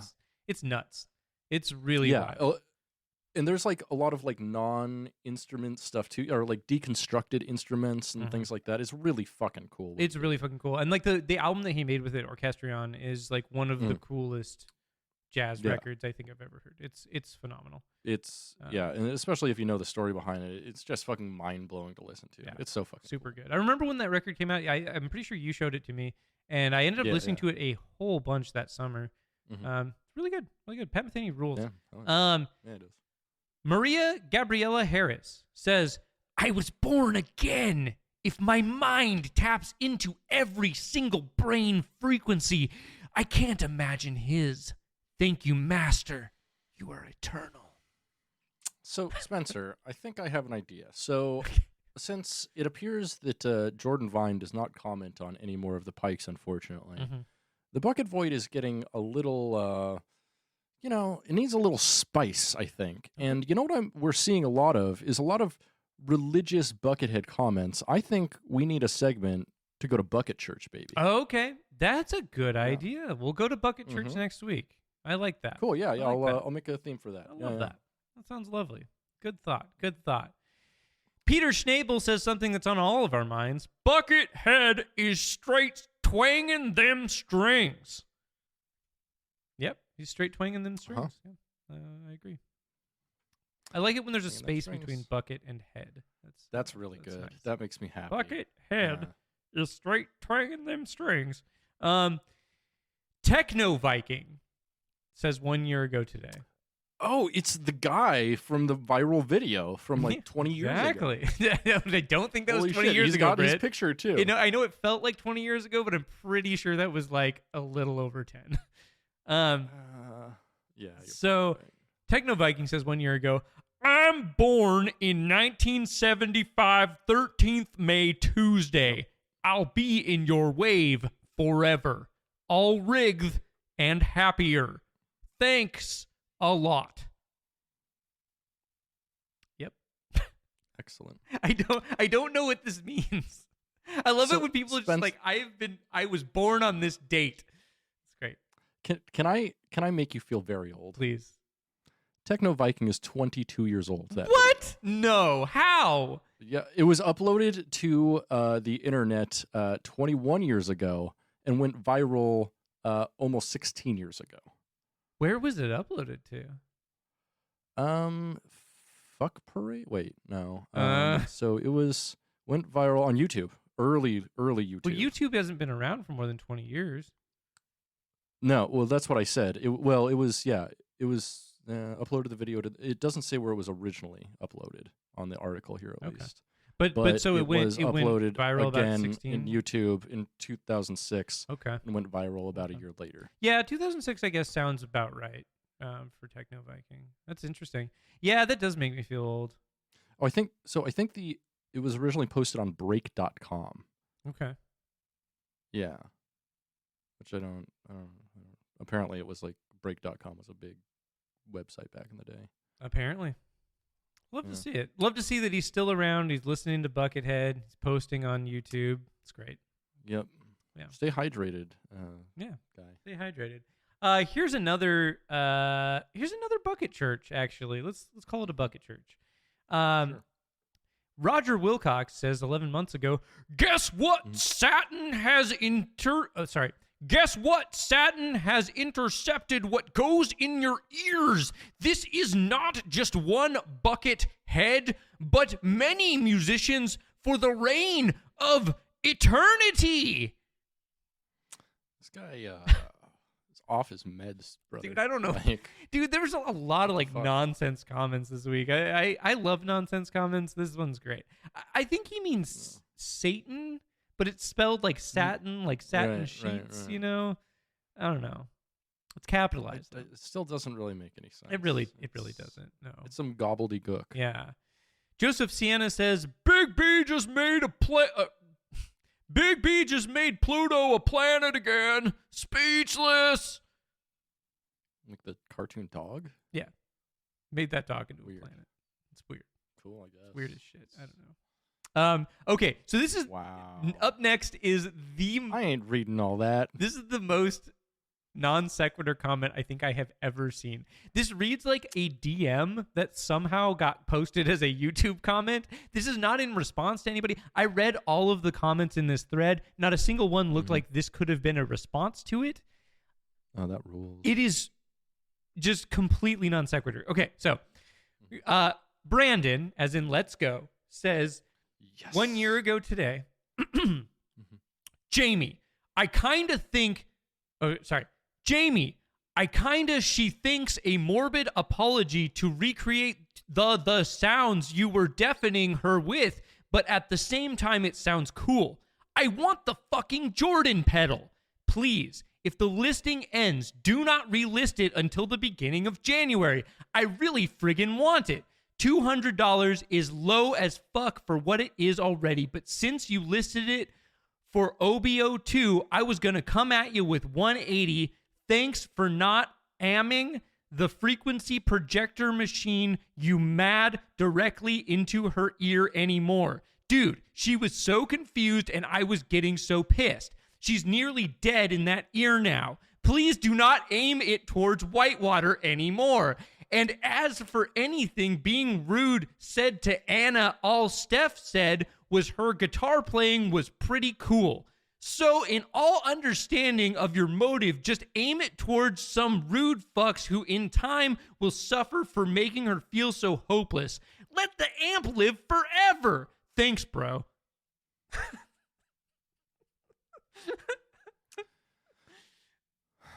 So we should mention late last month, nationwide in the United States, they made the mental health line active, and it is 988. So if you're in a mental health crisis, you can call 988, or if someone you know is in a mental health crisis, you can call 988, and they will try to resolve it without the use of police, which is great.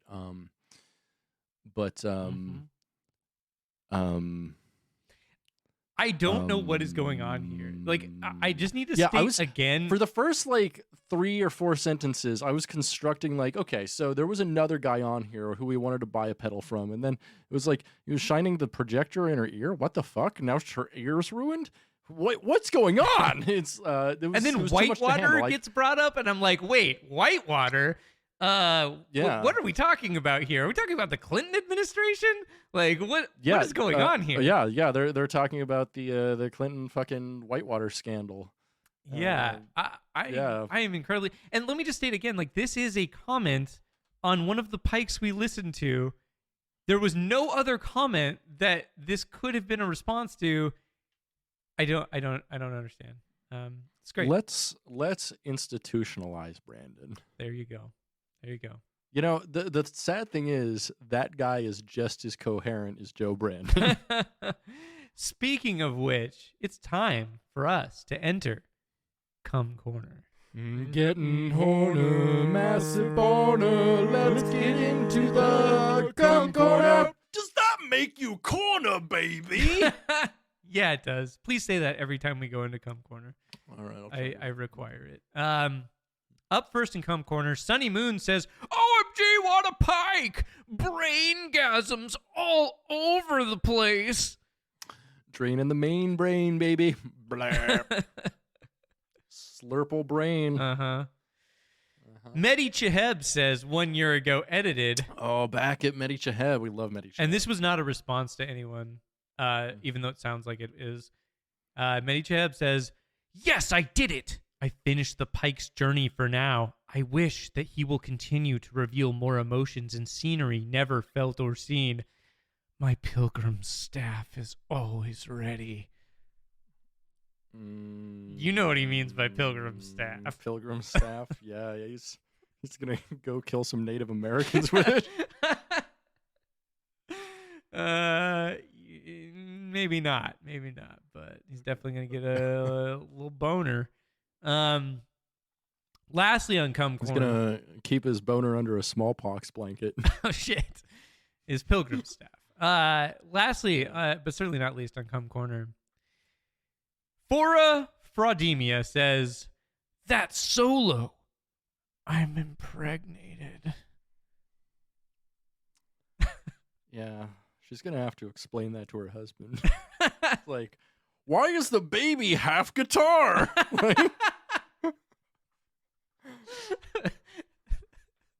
That's perfect. I don't even have a yes and for that. That's great. In a beautiful moment of old people on the internet, Robert Warner says, "I have a few BH releases on my SD card. This one is a little too much weight, parentheses heavy, for me. Sorry." A few BH releases? Like, did you record him in his cubicle when he was doing the thing under the He's desk? jerking up under the desk. Yeah, exactly. Do you think Buckethead takes jerk off breaks when recording? Definitely. Who doesn't? Like when I'm recording music, That's I take jerk off breaks. Oh, me too. You know? Oh yeah. Like every couple hours or so, I'm like, I should probably jerk off. Oh yeah, you know, whatever. I mean, Get sometimes the juices flowing again. Get the creative juices flowing. Yeah. The seminal juices flowing. Yeah. Totally. Not big into retention here. I just want to blast off, baby. Hell yeah. Yeah. Ain't no need to edge. Yeah. I'm gonna The use only Microsoft Edge. Yeah, the only edge I want is Microsoft, not the fucking guitarist from fucking YouTube. Exactly. Thank you. Yeah. YouTube user Buckethead, which is not the actual Buckethead, but YouTube user Buckethead, says 1 year ago, edited. "It's like my mom always says, don't be part of the world is rotten." Then another quote, "The world is of Satan. Ha ha ha ha. Anyway." Okay. Well, the reason why I highlighted this comment is because of the response, which is our last bucket void for the day. The response is from our favorite, well, not our favorite, but one of our favorite YouTube commenters, YouTube user. Yes, Swiss made. RC Swiss Made. RC Swiss Made. Who says, RC Swiss Made. RC Swiss Made. Who says, at Buckethead, "Your mother is right. We are ruled by Satanists. To heal it needs love." You know what? I'm beginning to wonder. You think Alex Jones might be bucket pilled? It's possible. I think RC Swiss Made has a possibility of being Alex Jones. Could be. He has a lot of the same rhetoric. It's true. That's all I'm saying. It's true. I like that All he pivoted. He has moved away from the where we go, when we go all stuff, and is still keeping the line. You know, is still holding the line. It's still very. No, yeah, he's moving to Satanists, which is exactly what happened when the Q drop stopped. Well, I mean, that's always been part of the Q. You know. Yeah, tapestry. it has, but like Alex Jones though, like stopped talking about Q and started just talking about like the Satanist cabal. And shit like that. I mean, we love the Satanist cabal. We're here for it. And that is Bucket Boy. Statements from the Bucket Boy. Bucket Yo, oh boy, look at here we are. We're in the part of the show where we recommend a thing to one another. Uh-huh. You want to go first or should I? Yeah, sure, I'll go first. So, in addition to recommending Prey 2022, which I do recommend, the movie's pretty good. I recommend you pray every year, every day to our Lord and Savior Jesus Christ. J-Man, bless up. Big man. Big man upstairs. In addition to recommending that, okay. So, living in California, there are Indian restaurants everywhere. Like, everywhere. There's one on every corner. Like, I've never seen so many Indian restaurants. It's absolutely crazy. But it's great. It's weird that it's weird that Red Hot Chili Peppers haven't made a song about that. That's true. That's true. It'd probably come off as pretty racist, though, right? What if can you imagine Anthony? Many Indian restaurants. So many Indian restaurants. Can you imagine Anthony Kiedis doing an Indian accent in this, like trying to sing like he does? But Can with you an imagine Indian him doing accent? brown face in the video? That would be great. I would love that so much. I would love for Red Hot Chili Peppers to just do something hilarious and get canceled like that. Like, they have enough money. It'd be so fucking good, dude. It'd be so fucking good. It'd be so fucking good. But with there being all these Indian restaurants, I've been eating a lot of Indian food. And one of the things that I have been eating a lot here that I didn't really find too much in Seattle, but I know exists, it definitely exists in Seattle, but I didn't find it too often. But one thing that exists here and everywhere for very cheap are, I'll just actually show, I have one sitting right here, fresh made samosas. Oh yeah, there's samosas here. There are definitely samosas here, or samosas there, but I've been exposed to them so much here that I've been eating them a lot more often. So my recommendation to you and to our listeners is go eat a fresh made samosa. They are so fucking good. I cannot overstate how much I love them.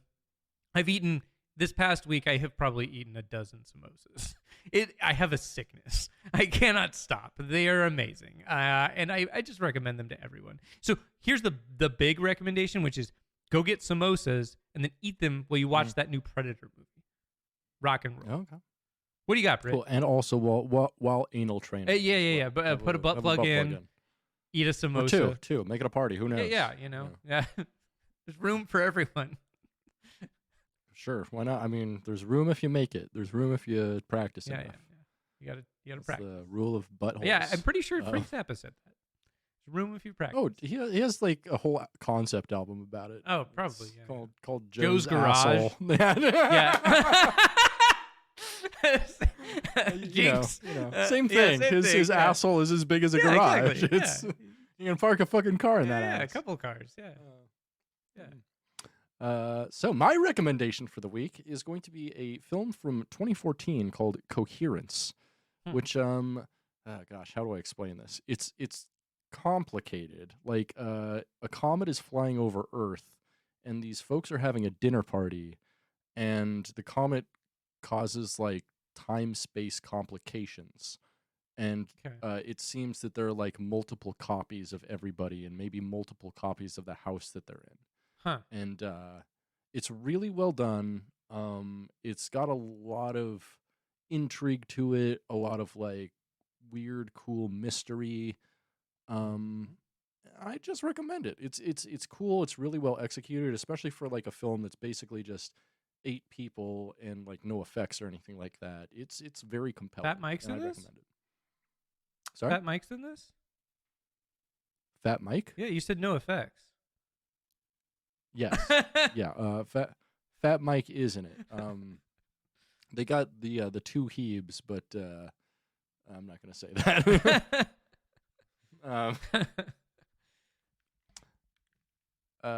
Yeah. Great film though. Cool. That sounds 2014's Coherence. Actually, sounds very cool. I'm gonna have to give that a look. I love that. Pretty fucking rad. Does that mean it's time for my favorite part of the show? I guess it has to. Ha ha ha ha ha bucket joke. Ha ha ha ha ha bucket joke. Ha ha ha ha bucket joke. Ha ha ha ha bucket joke. Every name is a nickname when your name is Nicholas. I mean, that's true. Can't argue there. Everybody talks about how Jesus could make water into wine, but nobody talks about how it's always Carlo Rossi. Oh man, do you remember that that fella who would always drink Carlo Rossi at the Corrupture House, our old band Corrupture? I do. He had all those Carlo Rossi bottles in his room. That's disgusting. That stuff's gross. For the longest time, I thought whenever people asked if I'd seen a Goofy movie, they were just talking about comedy movies in general. Mm-hmm. And an extremely goofy movie was just a really funny one. Like Borat. My wife. Nobody likes it when I take my dog to the nude beach.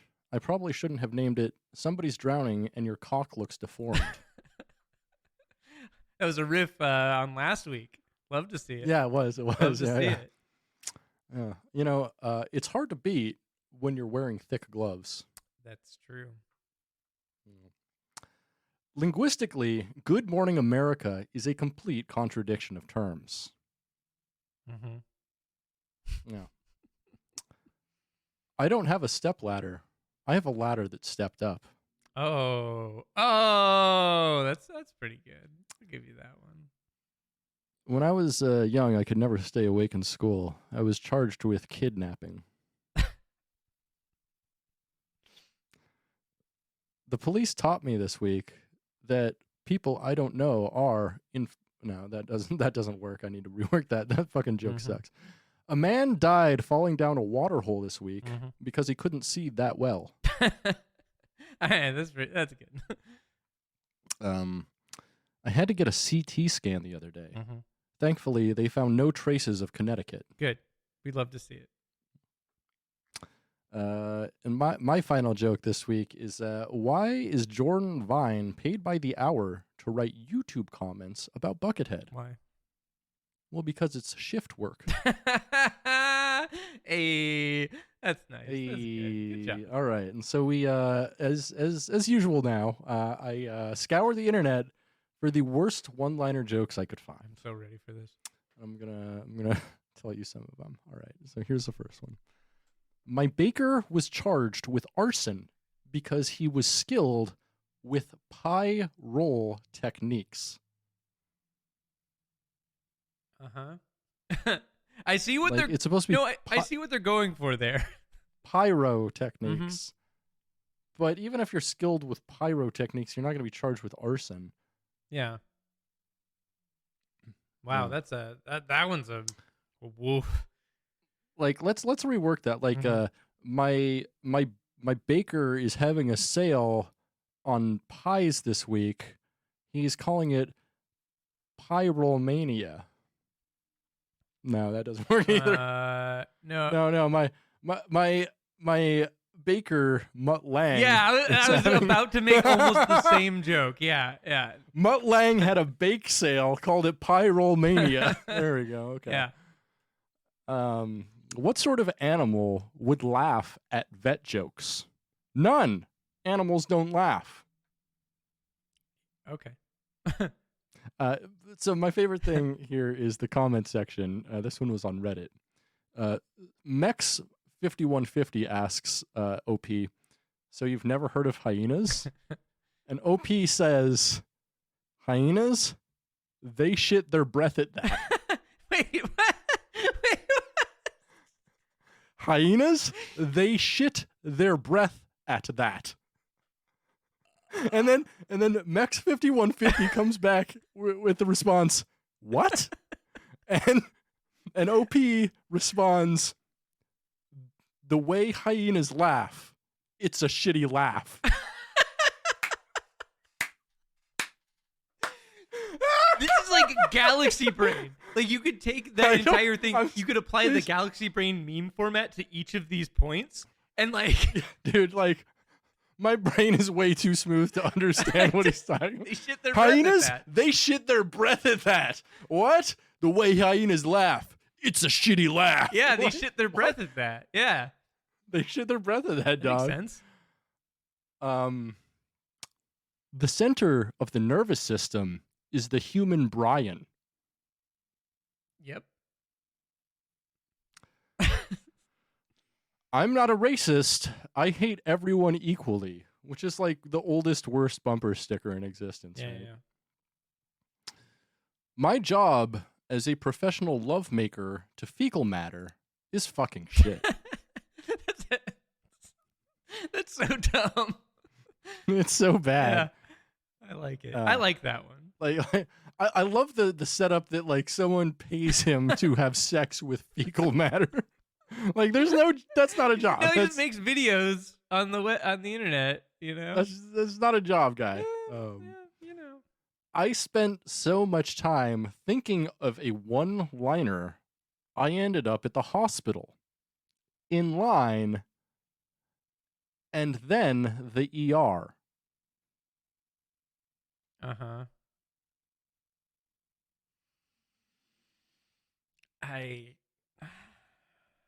Because they went to the hospital in line and then the ER, which would make it an inliner, not a one-liner. Yes, that is true. Wow. You're so full of shit, your eyes are brown. I've heard that before. That's terrible. That's not good. It's not good. Yeah. Here's That's like one. a Garfield joke book fucking joke. Like that's bad. Except the word shit. Like, yeah. So she made my dick harder than Superman's kneecap. What? Isn't all of Superman the same hardness, basically? Not his dick, baby. Yeah, I guess depends on the circumstance. But yeah. I'm sorry, Satan, but I have a doctor's note for why I can't get my skin hotter than 1,000 degrees. Okay. Uh-huh. All right. And here's the one this week. I don't know if it's the worst joke. It's a bad joke, but I still found it funny. Mm. Hitler's favorite sitcom was Mad About Jews. That sucks. It's good. Yeah, I know. And then we have our two top worst jokes so far. Kurt Cobain received mind-blowing head on April 5th, 1994. It just gets better. It just gets better. I know, it's never not funny, but you know which one just keeps on aging like fucking red wine, baby? Two women walked out of a library. They cleaned it so well. Ha ha ha ha ha ha! Bucket joke. Hey, that's the goddamn motherfucking show. Where can we find you on the internet, goddamn Spenser? Spenser.zone. Like Spenser for Hire, Cool. the show starring Avery Brooks. Yeah. Later famous for his role as Captain Benjamin Sisko on Star Trek Deep Space Nine. Uh-huh. Yep. And if you're interested in Star Trek, listen to our other podcast, Soy Trek. Uh-huh. Do that. It's a good thing. Oh, yeah, Patreon update real quick. Forget about that sometimes. Oopsie daisy. Thanks so much to everyone on Patreon. We have a watch-along. Me and Pat did a watch-along, like a track you can put over and just plug in. We'll have an MP3 you can download and basically watch Star Trek 3, The Search for Spock, along with us, which will be fun. Nice. And, big shout out once again to Devin Saturnus. Thanks for having sex to Buckethead, but also being one of our $5 Patreon tier subscribers, as well as Dan Morrison, Dylan Lance, and Ian Killia. We appreciate you. Yeah, we do. Hell yeah. And also, we just started an Etsy shop. We're selling merch now, mostly right now just for our other podcast, Soycast. Soycast. Soy yes. Trek. Soycast. Getting yeah, soy, a Trek cast. Yeah. So that one's at etsy.com/shops/dumbidiotbs. So go and check that out, and go and check us out on Patreon at patreon.com/dumbidiotbs. Love to see it. And that's BS, just the letters, not BEES. Or not BEES. B-E-E-S-S. Not that either. That is unnecessarily could confusing. Bees. Bees. Bees. Dumb idiot bees. Yeah. That too. Well, with that. Oh yeah, and you also don't think I said it. Go talk to us on any of the socials at Buckethead. But no, God damn it, at a Bucketcast. What is happening? No, don't now? do that. At a Bucketcast. Just talk to me on there. Whatever. I don't give a fuck. Jerk off. Yeah, cool. David Hasselhoff. You know what I'm saying? Yeah, totally. Jerk off, David Hasselhoff. Totally. Okay, well. With that, I have been Spenser. And I have been Britain. You've been listening to Gettin at a Bucketcast. Thanks for joining us, Bucketcast. Bucket bots. Sorry, I'm fucking up. Greasy bucket. I'm fucking everything up. Whatever. Namaste!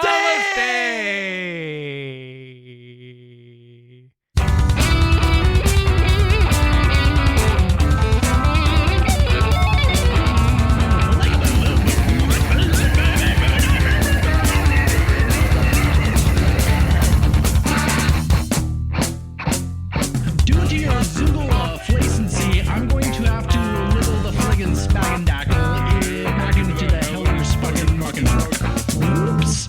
Oh, hey, look.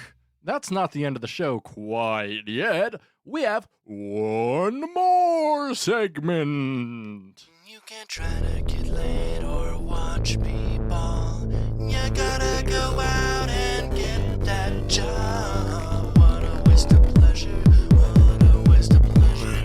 What a waste of pleasure. Yeah, we do. It's one of my favorite segments of the show, but it's also the densest and most obscure referential part of the show. It's where we rewrite a scene from Bam Margera's seminal 2009 film Ming Hags. In the scene that takes place is between a character named Ralph and his father, where Ralph's father is threatening to kill him if he does not get a job. Mm-hmm. And so we rewrite the scene every week into a different conflict between two people, or maybe not a conflict. We just find different ways to frame different historical or fantasy events into this neat little package. Indeed. Would you like to go first or me? Totally up I to don't you. care. You choose it this week. Let's do yours first. Cool. So, my scene is between Axl Rose and Guns N' Roses then manager Doug Goldenstein. This specifically takes place in 2001. Mm-hmm. Do you want to be Axl Rose or Doug Goldenstein? I'm going to be Axl Rose in this scene. All right, let me get a good Doug Goldenstein going. Hey, Axl Rose. Is that Goldenstein? It's a bit much. Axl Rose, what'd you do with my menorah? You know, honestly, just do that. Just do that. Yeah, that'll be fine. Okay, yeah. All right, so I'm leading here, yeah? Mm-hmm. Okay. All right. Oh, Jesus Christ, Axl Rose! Aren't you supposed to be working on Chinese democracy today? I've got past life regression therapy at 4. You can't do no past life regression therapy, Axl Rose. You do have to finish the album. Nah, baby. I'm gonna cleanse myself of negative energy tonight. Axl, I am getting tired of it. You're gonna make progress on that album today. T-O-D-A-Y. This is muffed up. I can't deal with your vibes today, Doug. You know, back in the 90s, you didn't care about energy and vibes in these past lives. I'd like you to regress into that, Axl Rose, please. That Axl Rose was as oblivious to the... That Axl Rose was as oblivious to the psychic warfare around me as the side of a barn.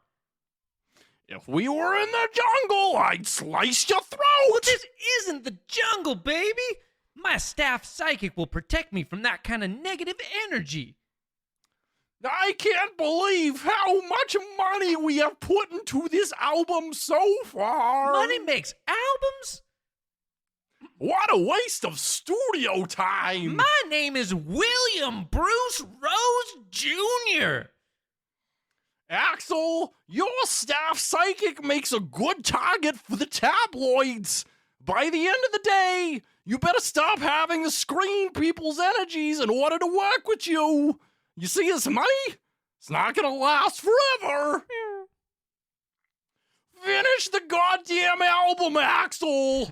It's very fun. That was fun. I liked that. Good read. All right. So let's do yours. Give me some context here. So this is kind of context for the very famous picture of Nixon and Elvis together at the White House, and they're shaking hands. And there's several pictures of this. Unfortunately, there's no recordings of their time there. But apparently there is some letter correspondence between the White House and Elvis. And this is kind of based on that and kind of maybe reconstructing what they were talking about when he was Okay. Sounds good. Who am I playing here? It's up to you. I can do both an Elvis and a Nixon. I'll do a Nixon. We'll just switch. You do a Nixon? My fellow Americans. Oh, Jesus God, Christ, yeah. Elvis. Yeah. Not bad. I Not bad. got Okay, yeah. And one second, I gotta get Elvis. Thank you very much. No, Mr. President, I'm gonna come to the White House at 4. Okay, I think I got it. Thank you. Jesus Christ, Elvis. Aren't you supposed to be on your comeback tour today? No, Mr. President, I want to come to the White House at 4. Not sure you can come to the White House. You gotta play that Las Vegas, right? Thank you very much, but I'm gonna try to change America tonight. Oh, fine, you can come. But only for a few hours today. TODAY. Mr. President, this stuff is muffed up. I've been studying drug abuse and communist brainwashing techniques. They're coming for the young people. You know, back under Eisenhower, we just kill these commies and druggies. But now these hippies are making it so we can't kill the side of a bomb. If I had my way, I'd slice their throats. But we don't have it your way, Mr. President.